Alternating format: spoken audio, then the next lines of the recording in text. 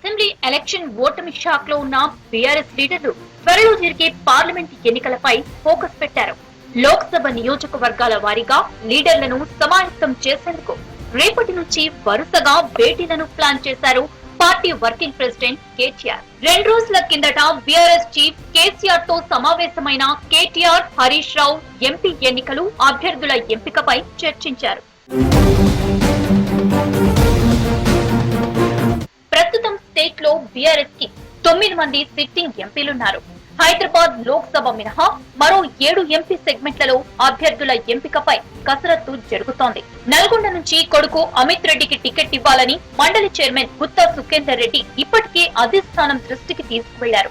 అటు హుజూర్ నగర్ లో పోటీ చేసి ఓడిన మాజీ MLA Saidireddy, party secretary Chada Kishan Reddy, మాజీ ఎమ్మెల్యే భూపాల్ రెడ్డి సోదరుడు కంచర్ల కృష్ణారెడ్డి కూడా నల్గొండ ఎంపీ టికెట్ ఆశిస్తున్నారు.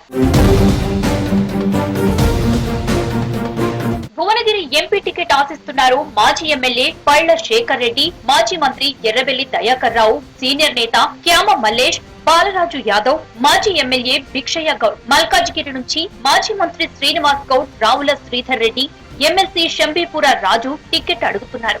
మాజీ మంత్రి మేడ్చల్ ఎమ్మెల్యే మల్లారెడ్డి కూడా తమ కోడలు ప్రీతిరెడ్డిని బరిలోకి దింపేందుకు యత్నిస్తున్నట్లు తెలుస్తోంది.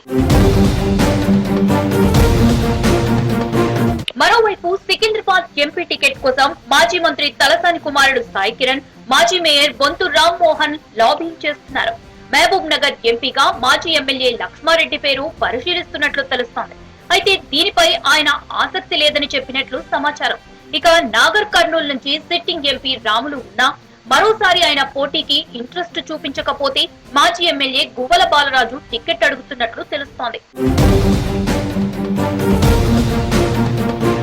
వరంగల్ లోక్సభ స్థానంలో ఈసారి సిట్టింగ్ ఎంపీ పసునూరి దయాకర్ కు మరోసారి టికెట్ కష్టమే అన్న చర్చ జరుగుతోంది. మాజీ ఎమ్మెల్యే తాటికొండ రాజయ్య పేరు చర్చల్లో వినిపిస్తోంది.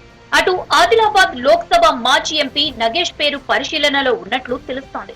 ఇప్పటి వరకు జరిగిన అన్ని ఎలక్షన్లలో ఖర్చును పార్టీ భరించినా ప్రస్తుతం అధికారం కోల్పోవడంతో ఆర్థికంగా బలంగా ఉన్న వారిని పోటీ చేయించాలనే ఉద్దేశంలో పార్టీ పెద్దలు ఉన్నట్లు తెలుస్తోంది.